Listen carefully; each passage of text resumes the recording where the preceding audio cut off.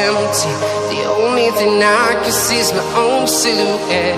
I'm getting stronger, step by step. The clock is ticking, but there's no time for regrets.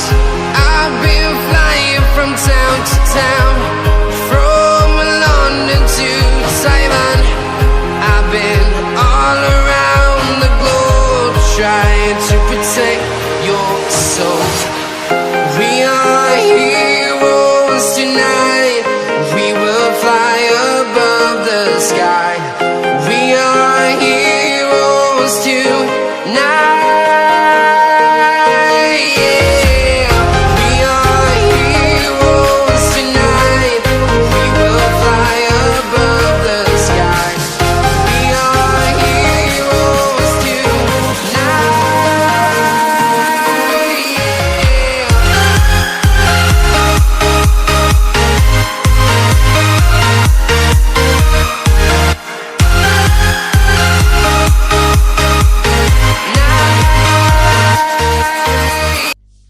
Pada pembahasan kita kali ini, kita akan membahas tentang perintah-perintah yang paling sering kita gunakan nanti pada saat menggambar objek dua dimensi. Berikut akan kita bahas satu persatu darinya. Yang pertama adalah perintah line.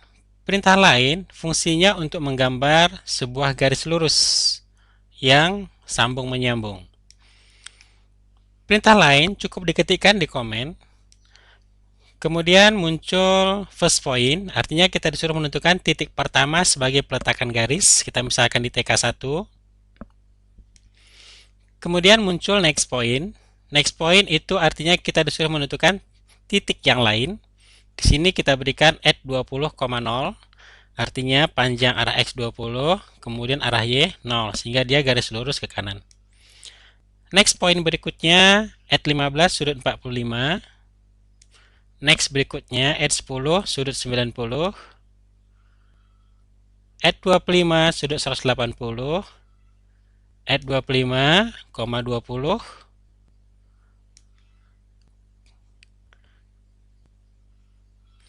at 35 sudut 120, kemudian at 35 lagi sudut 240, kemudian at 41 sudut 270. Dan pada akhirnya, kalau kita ingin membuat garis kita ini adalah garis yang menutup, membentuk poligon tertutup, maka pada opsi terakhir ini kita gunakan perintah atau opsi close. Ya, inilah pembahasan tentang penggunaan perintah line. Seterusnya, kita masuk pada pembahasan perintah kedua, yaitu perintah rektangular.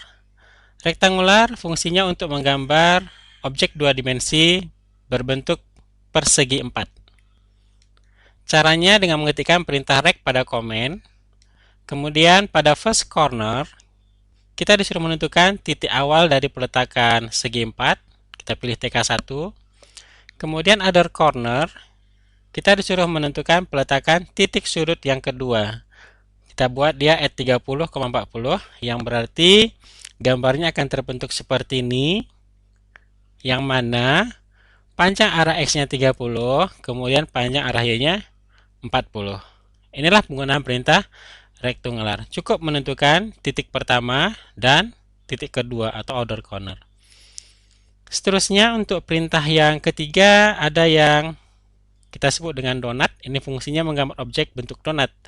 Ini sering kita pakai kalau misalnya kita ingin buat sketsa dari mobil, tapi donat ini sebagai bannya, biasanya seperti itu. Pada komen kita ketikkan donat. Donat ini pada awalnya dia akan meminta inside diameter, artinya kita disuruh menentukan nilai dari diameter dalam. Kemudian outside diameter, menentukan diameter dari donat paling luar. Kemudian yang berikutnya center of donat, artinya kira-kira di mana mau kita letakkan donat tersebut.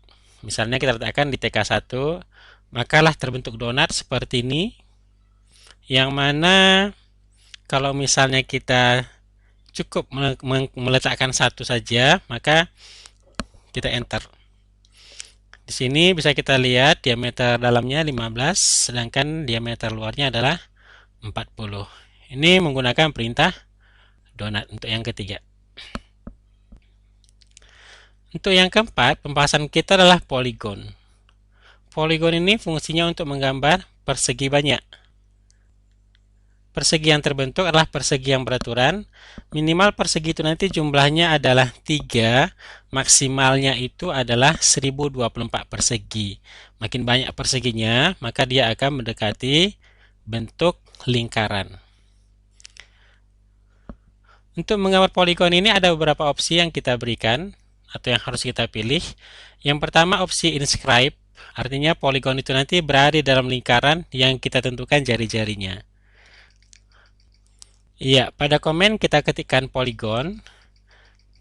Seterusnya enter number of sides, itu banyak sisi yang kita inginkan, misalnya 6. Kemudian specify center, artinya kita disuruh menentukan peletakan dari poligon. Kita misalkan di TK1 atau sembarang tempat. Kemudian enter an option, kita disuruh memilih salah satu dari dua opsi yang tersedia, inscribe kah atau circumscribe. Kali ini kita pilih inscribe, yaitu I. Kemudian dia meminta radius dari lingkaran, kita berikan 15, sehingga terbentuklah poligon kita seperti ini. Ini artinya adalah, kalau kita gambar sebuah lingkaran, maka poligon itu terbentuk di dalam lingkaran yang berjari-jari 15. Inilah menggambar poligon dengan menggunakan opsi inscribe. Artinya poligonnya terbentuk di dalam lingkaran. Ini yang pertama untuk poligon. Yang kedua, dengan opsi circumscribe. Artinya poligon itu berada di luar lingkaran. Ya, berarti sama, pada komen kita ketikkan poligon. Enter number of sides, kita berikan 6. Peletakan center of polygon, kita pilih sembarang atau TK1. Enter an option, pada kali ini kita disuruh memilih lagi in atau cir. Ya, kali ini kita pilih dia circumscribe, mewakilinya adalah C. Kemudian dia sama meminta radius, kita berikan 15. Iya, lalu terbentuklah sebuah poligon. Dan kalau kita gambar sebuah lingkaran, maka bisa kita lihat lingkaran ini yang jari-jarinya 15, poligon itu berada di luarnya. Sehingga kalau kita bandingkan opsi pertama dengan opsi kedua, maka poligon yang terbentuk adalah lebih besar poligon dengan opsi circumscribe. Ya, inilah menggambar poligon dengan opsi circumscribe.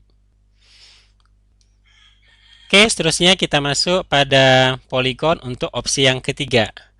Opsi yang ketiga adalah opsi edge, yaitu menggambar poligon berdasarkan panjang sisi. Ya, pada komen kita masukkan poligon. Enter number of sides, kita berikan 6.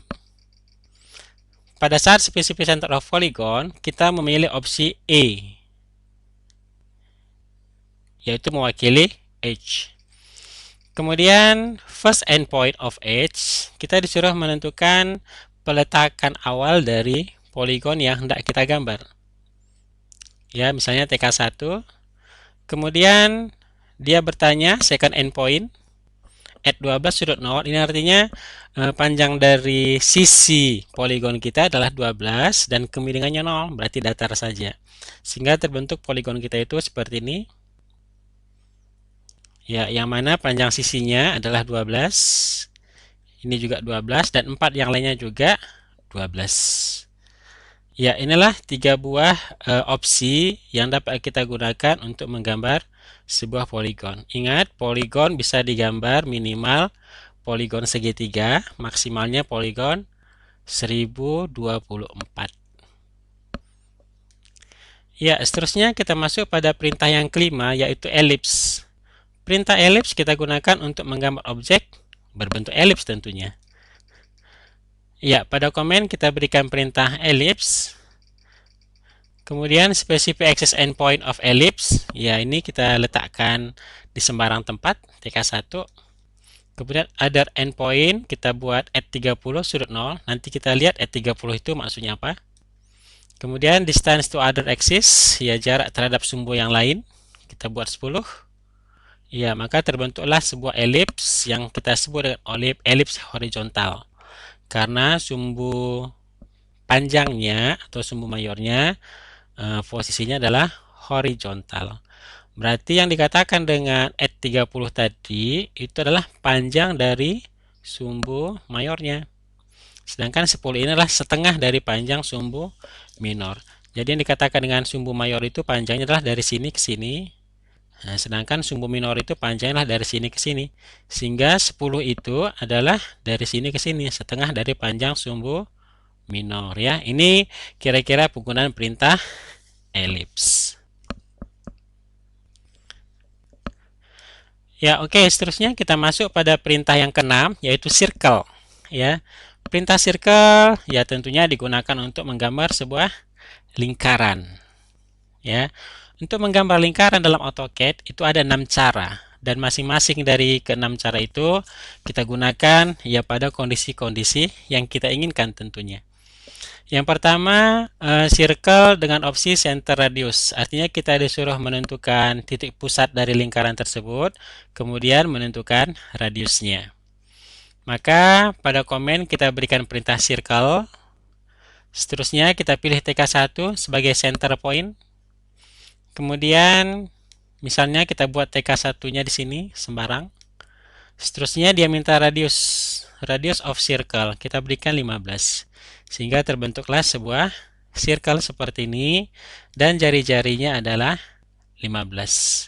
Ini adalah perintah circle yang paling sering kita pakai. Ya, opsi center dan radius. Ya, seterusnya kita masuk pada opsi yang kedua, yaitu opsi circle dengan opsi center diameter.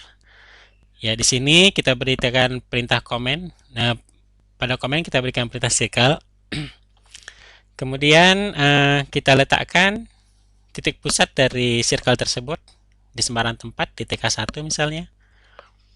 Kemudian pada saat kita disuruh memilih radius di sini, maka kita pilih diameter ya dengan cara mengetikkan D ya. Sehingga di sini muncul permintaan diameter dari lingkaran diberikan 25 ya misalnya.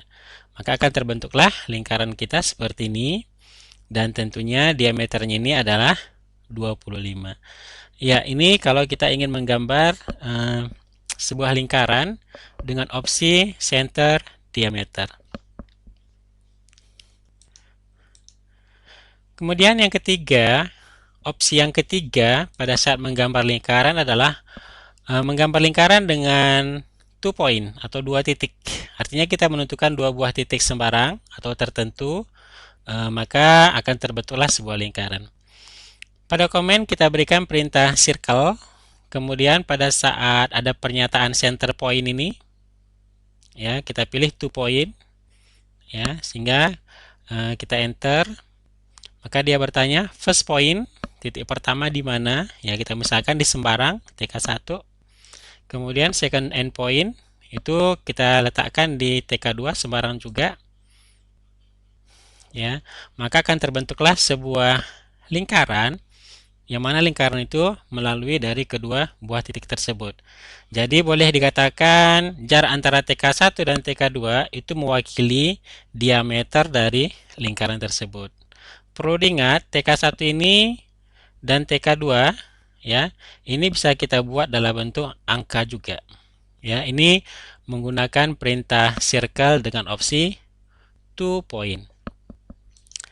Oke, seterusnya kita masuk pada opsi yang keempat, yaitu menggambar lingkaran dengan 3 point. Pada komen kita ketikkan perintah circle. Kemudian pada pilihan ini kita ambil yang 3P. Lalu kita enter. Dia bertanya first point. Pilih TK1 sembarang tempat. Boleh. Kemudian second point. Pilih TK2. Ya, bisa juga kita berikan dia dalam bentuk jarak. Boleh. Ya, dalam bentuk jarak. Panjang sekian, sudut sekian, dan seterusnya. Kemudian pada saat third point, kita pilih lagi TK3. Ini pun bisa kita berikan dalam bentuk jarak. Ya, sehingga akan terbentuklah sebuah lingkaran Yang mana lingkaran itu melalui ketiga buah titik yang sudah kita pilih. Ya, inilah opsi keempat, menggambar lingkaran dengan opsi 3 point. Oke, seterusnya kita masuk pada opsi yang kelima, yaitu menggambar lingkaran dengan opsi TTR, yaitu tantan radius. Atau istilah Indonesianya, singgung-singgung radius. Artinya ada objek ya disinggung, yaitu sebanyak 2, tan 1, tan 2. Berarti awal sekali harus ada 2 buah objek minimal yang akan disinggung oleh lingkaran yang akan kita buat dengan jari-jari yang kita tentukan. Ya, oke. Berikut perintah yang kita berikan di komen adalah circle. Kemudian pada saat kita disuruh memilih opsi, kita pilih opsinya adalah TTR, tantan radius. Berarti dia akan minta yang pertama di sini adalah first tangen, ya. Artinya persinggungan pertama dari lingkaran, ya kita pilih salah satu dari garis, misalnya yang kiri duluan, boleh. Kemudian dia akan minta berikutnya second tangen. Kita pilih garis yang kedua, pilih TK2. Ya, dan seterusnya diminta radius dari lingkaran yang menyinggung kedua buah garis ini. Diberikan 8, sehingga lingkaran yang terbentuk adalah seperti ini. Ya, dan jari-jari lingkaran ini 8. Jadi, pada saat kita menggambar seperti ini, kalau jari-jari yang kita berikan semakin kecil, maka lingkaran kita ini akan cenderung ke atas. Kalau jari-jari yang kita berikan besar, maka dia cenderung ke bawah dan memaksakan diri agar tetap menyinggung kedua buah garis. Ya, ini perintah circle dengan opsi tantan radius. Berarti harus ada 2 objek yang disinggung. Baik, yang terakhir untuk circle, opsi yang keenam, ya, yaitu opsi triple tan atau tan-tan-tan. Ya, pada opsi ini, kalau misalnya kita ingin menggambar lingkaran yang menyinggung 3 buah objek dari perintah komen, bukan dari perintah menu bar ya, maka ini bisa kita wakili dengan opsi 3 point. Ya, pada saat ditanyakan first point, ya kita ketikkan tan mewakili tangan tadi. Pilih TK1, ya garis yang pertama. Second point kita ketikkan lagi tan. Ya. Tuh pilih TK2. Ya, kemudian tan lagi untuk third point. Pilih TK3. Sehingga akan terbentuklah sebuah lingkaran, yang mana lingkaran ini menyinggung ketiga buah sisi atau ketiga buah objek garis tersebut. Inilah penggunaan perintah triple tan. Sedangkan praktisnya itu lebih mudah menggunakan opsi tantan ini dari menu bar. Ya, inilah perintah circle untuk opsi yang ke-6. Oke, baik, seterusnya kita masuk pada perintah yang ke-7, yaitu arch. Fungsinya adalah untuk menggambar busur. Ya, untuk menggambar busur ini pun sangat banyak caranya, tapi yang kita bahas kali ini adalah perintah-perintah yang paling sering kita gunakan pada saat menggambar busur. Yang pertama, busur dengan opsi 3 point, artinya kita disuruh menggambar busur dengan menentukan 3 buah titik sembarang. Berarti pada komen kita berikan perintah arch. Pada saat ditanyakan start point, kita klik sembarang, TK1 misalnya. Kemudian second point, kita klik TK2 sembarang. Pada saat end point atau titik ketiga, kita klik TK3 sembarang. Maka akan terbentuklah busur kita seperti ini. Ini opsi yang pertama, yaitu 3 point. Seterusnya, opsi yang kedua, menggambar busur dari opsi start, center, end. Artinya titik awal, titik pusat, dan titik akhir. Berarti pada komen kita berikan perintah arch. Pada saat start point, kita klik sembarang tempat titik awalnya. Kemudian pada saat bertanya second point, kita pilih opsi center. Ya, sehingga dia bertanya center pointnya di mana. Kita pilih misalnya di TK2, atau bisa kita berikan juga dia dalam bentuk angka at, misalnya 30 sudut 0. Kemudian endpoint, ya kita pilih TK3 sebagai titik akhir, sehingga titik 2 ini menjadi pusat Dan inilah ya busur yang terbentuk, dan terlihat TK1 sebagai titik awal, TK2 sebagai titik pusat, dan TK3 sebagai titik akhir. Oke, baik, seterusnya kita masuk pada pembahasan opsi C, yaitu start center angle, yaitu titik awal, titik pusat, dan sudut, ya, sudut dari busur yang terbentuk. Pada komen kita berikan arch, start point, ya kita pilih sembarang tempat. Pada saat bertanya second point, kita pilih center, C. Ya, pada saat bertanya center point, kita klik sembarang tempat sebagai titik pusat dari busur. Kemudian pada opsi ini kita pilih angle sudut dari busur. Ya, maka ditanyakan berapa besar sudut, kita misalkan atau kita berikan 170. Ya, kita berikan 170. Sehingga inilah busur yang terbentuk. Berarti sudut yang besar yang 170 itu, kalau kita buat garis bantu seperti ini, maka inilah yang dimaksud 170 derajat. Seterusnya untuk opsi D, menggambar busur dengan opsi titik awal, titik pusat, dan panjang garis busur. Ya, pada komen kita berikan perintah arch lagi. Start point, pilih TK1. Kemudian second point kita pilih C. Center point kita pilih TK2. Kemudian end point kita pilih length, mewakili panjang busur yang kita inginkan. Dan length of chord, artinya panjang busur yang kita inginkan, 30 misalnya. Maka inilah busur yang terbentuk, yang mana panjang tali busurnya inilah yang sama dengan 30 satuan panjang. Ya, ini menggambar busur dengan opsi yang keempat. Menggambar busur dengan opsi yang kelima, yaitu titik awal, titik akhir, dan radius. Opsi ini yang paling sering kita pergunakan nanti dalam saat menggambar busur. Seperti biasa, pada komen kita berikan perintah arch, kemudian specific start point, ya, kita pilih sembarang tempat. Second point, di sini kita abaikan, kita pilih opsi N, E. Ya, maka letak dari titik kedua atau titik akhir itu adalah TK2 di sini. Dan pada pilihan yang terakhir kita pilih radius, yaitu R. Nah, sehingga radius yang diminta kita berikan misalnya 25, sehingga busur yang terbentuk itu nanti adalah seperti ini, dan jari-jari dari busur itu adalah 25. Ya, inilah penggunaan perintah menggambar busur. Ya, jadi secara garis besar, perintah yang paling sering kita gunakan nanti dalam menggambar objek dua dimensi itu hanya 7 ini saja. Ya, sedangkan perintah-perintah yang lain itu jarang kita gunakan, cuma nanti bisa kita baca di buku yang disertakan CD di dalamnya ini, biar lebih paham. Oke, demikian pembahasan materi kita tentang menggambar objek dua dimensi. Ya, diharapkan kita bisa memahami perintah ini dengan baik, sehingga bisa kita terapkan nanti pada saat menggambar. Dan berikutnya nanti kita akan masuk pada materi yang lain.